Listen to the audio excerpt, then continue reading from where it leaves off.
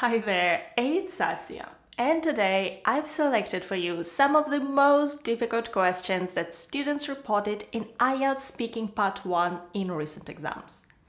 I'll give you some sample answers, those are around band 8.5, and some vocabulary to help you improve your score. Please don't memorize any answers because you'll be penalized, but feel free to learn any words or phrases that will enrich your vocabulary. Okay, let's get started.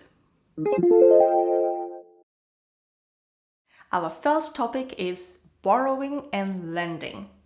And I know that many people mix up these two verbs, so let me explain. To borrow means to take and use something and return it later. And we say to borrow something from somebody. I've borrowed a book from my friend. And to lend means to give something to someone for a period of time. And we say to lend something to somebody. Okay, the first question is, have you ever borrowed books? Oh, when I was a student, I borrowed books more times than I can count. And that's simply because I couldn't afford to buy all the books I needed for my studies. So whenever one of my friends had a book and didn't need it anymore, I would borrow it, or I also heavily relied on our university library. Yes, and to borrow a book from a library is a good phrase. You can borrow from people, you can borrow from a library, you can borrow from a bank. The next question is it good to borrow money from friends? That's a tricky question, isn't it? I would say if someone borrows a small amount of money for a short period of time, it's not a problem. I wouldn't mind. But borrowing large amounts can be problematic. And if this amount is not repaid on time, it could break the relationship. And I know that it's happened to many people. And it's happened to me once as well. I personally would feel too awkward borrowing money from friends, and I would prefer to take credit card debt instead. Okay. You can say to borrow money.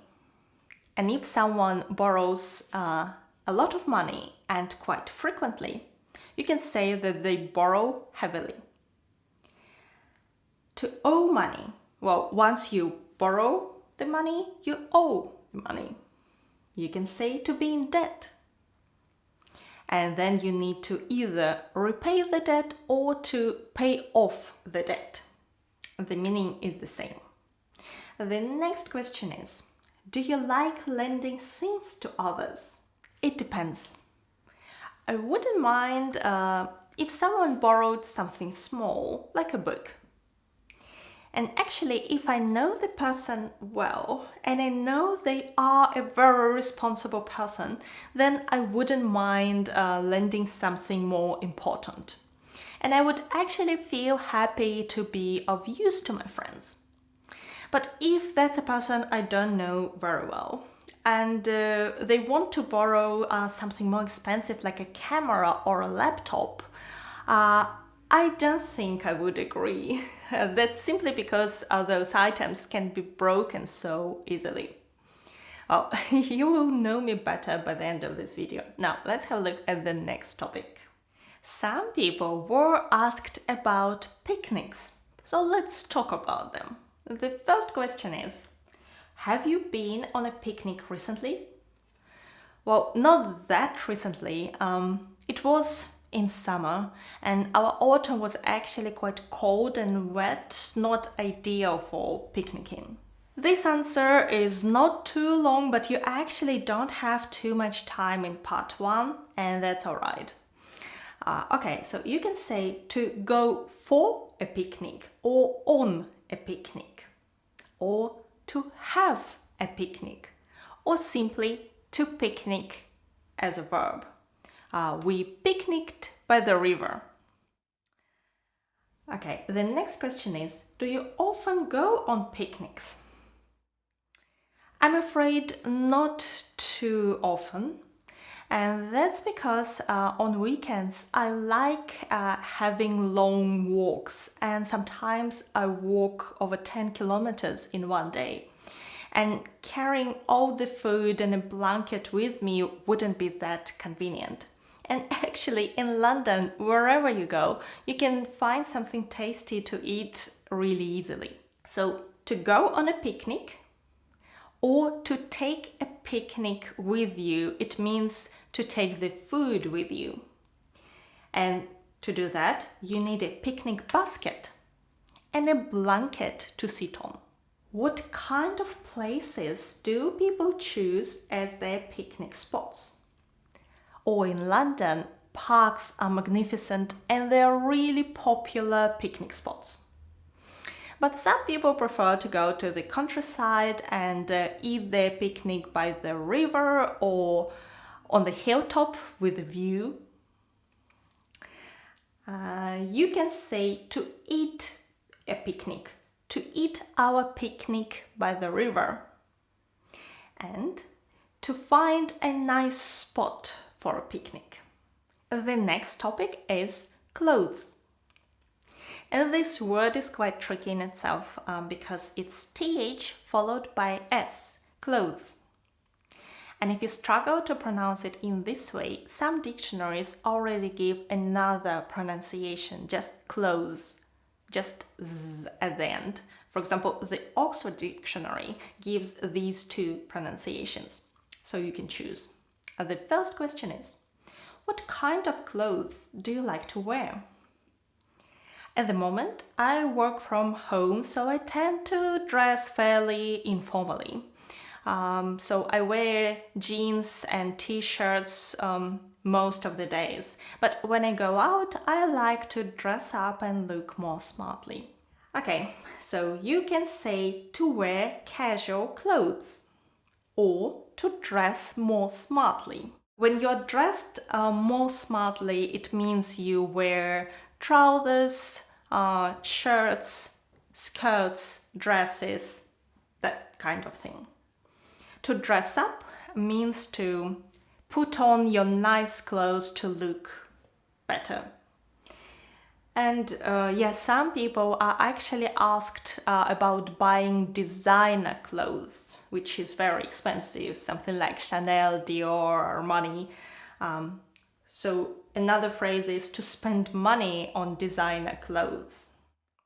The next question is, do you think your preferences have changed over time? Absolutely. I used to work for a bank and I had to obey this strict dress code. So I would wear either a black suit or a black dress every day. But since then, my wardrobe has become more colorful.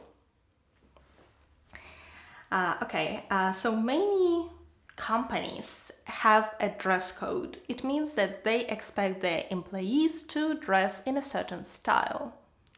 Many schools have a dress code too. And your wardrobe is where you store your clothes. But that's also all your clothes together, your wardrobe. And you can say my summer wardrobe or my winter wardrobe. And the next question, do you follow fashion? Not really, because whatever comes into fashion inevitably goes out of fashion. And I personally prefer to pay a bit more for each item of my clothes in order to buy something of nice quality and wear it for several years. Here are the collocations. To follow fashion, to come into fashion, then to be in fashion, and to go out of fashion. And finally, you need to update your wardrobe.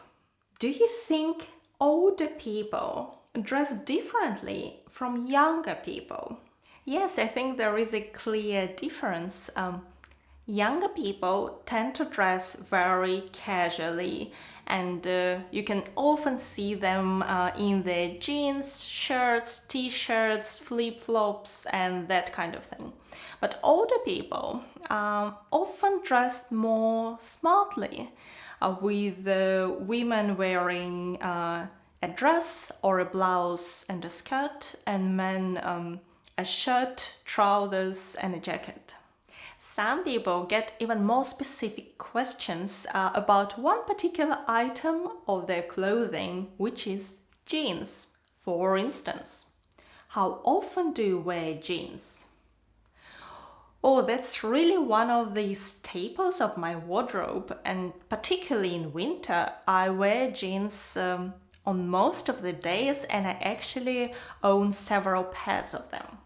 Okay, a staple is something very important. So a wardrobe staple is something that you wear a lot, such as your jeans and a white shirt. You can also say, my go-to choice for clothing. Jeans are my go-to choice for clothing. And the next question is, did you wear jeans in school? Absolutely not. My school had a very strict dress code, and girls were supposed to wear a white top and a black skirt, and that's it. Sometimes I rebelled and wore formal black trousers in winter, but I never dared to wear a pair of jeans to school. You already know the word a dress code, a strict dress code, or no dress code if you're lucky. Next.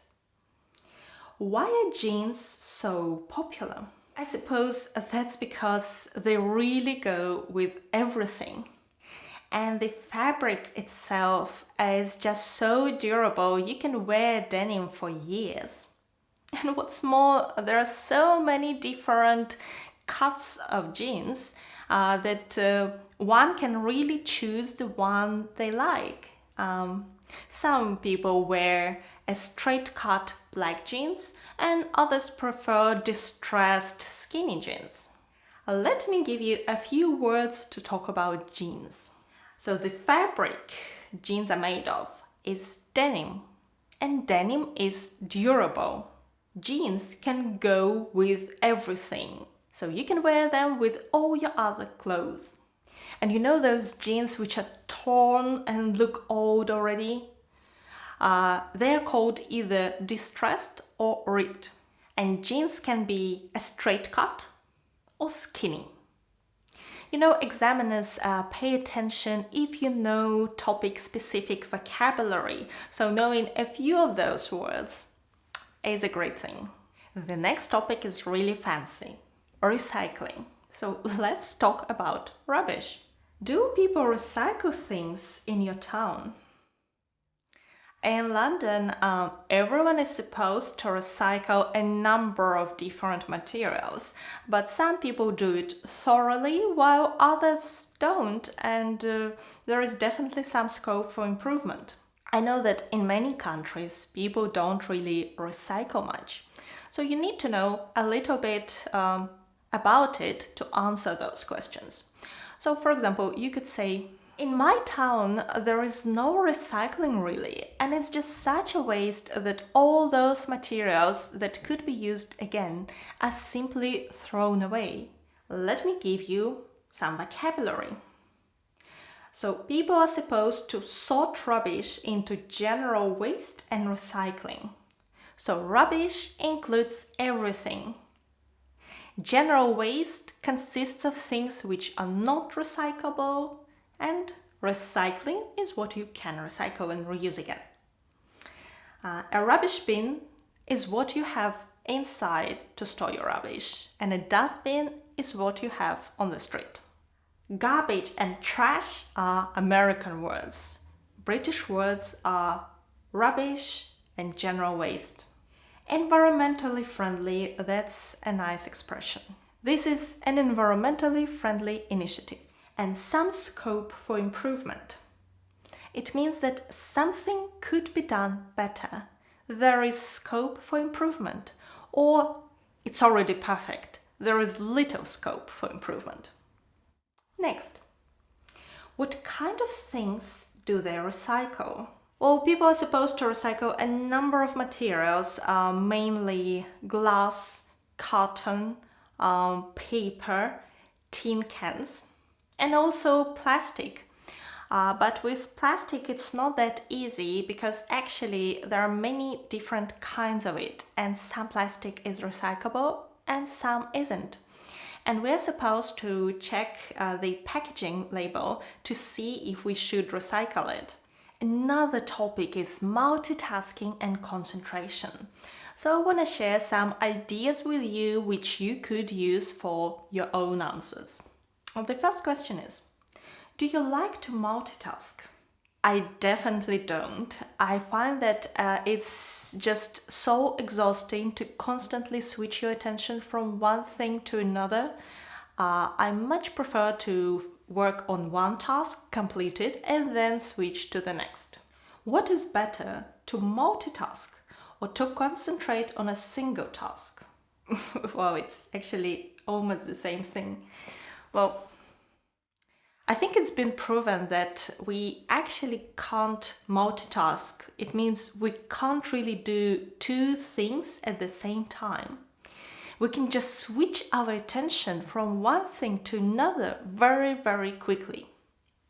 But then we need some time to concentrate on the thing and really start working on it. And then if we switch our attention too often, we just waste a lot of time. What distracts you when you try to focus? Or I would say different notifications. You know, your phone notifications when different messages come every few minutes. Or email notifications. Those are even worse because I receive dozens of emails every day and they just flash on the screen every few minutes. So I've actually switched off all the notifications. Even WhatsApp messages on my phone are silent and I only receive a sound if someone calls me, and that helps me to concentrate and do my work. What helps you concentrate? Well, as I've mentioned, eliminating any distractions is a good thing, but also having a clear goal. So before I start working, I decide that's a task I'm gonna do, and then I work on it and I try to ignore everything else. If something pops up, I just take a note, but I don't start working on something else. And when I finish, I choose the next task and so on. And also, I like to take regular breaks. That's because if you work for a long period of time or study, your concentration goes down and you start making mistakes and your productivity decreases significantly. So some people like to take breaks every 20 minutes. So they work for 20 minutes, take a 5-minute break, another 25 minutes, and so on. I personally prefer to work for about 50 minutes and then take a 10-minute break. Do you find it hard to concentrate in noisy places? I think it depends on the type of the noise. For example, I actually like working in a cafe when there is a bit of music and people talk but not too loudly, and this ambient noise actually helps me to concentrate on what I'm doing and not get distracted by different sounds. But if this sound is unpleasant, for example, some mechanical noise or traffic noise, then yes, then it's distracting. Okay, so some words are phone and email notifications. That's when something pops up on the screen. To have a clear goal and to take regular breaks. And if you talk about noise, you can talk about mechanical noise, background noise, that's just something on the background, or ambient noise. For example, I like the ambient noise of coffee shops. Okay, these are some of the most difficult questions that students have reported in their recent exams. You can hear some more in my other videos. They're gonna be on the screen in just a few seconds. actually the IELTS speaking database is quite large, and the probability of guessing the exact questions is very low, even though topics are reused over and over again. The only topic which you can reliably predict is your first questions at the beginning of part 1. And one of those topics is your family. So you can hear some sample answers and learn more vocabulary for this topic in this video here. So thank you for watching me today and good luck with your preparation and your exam.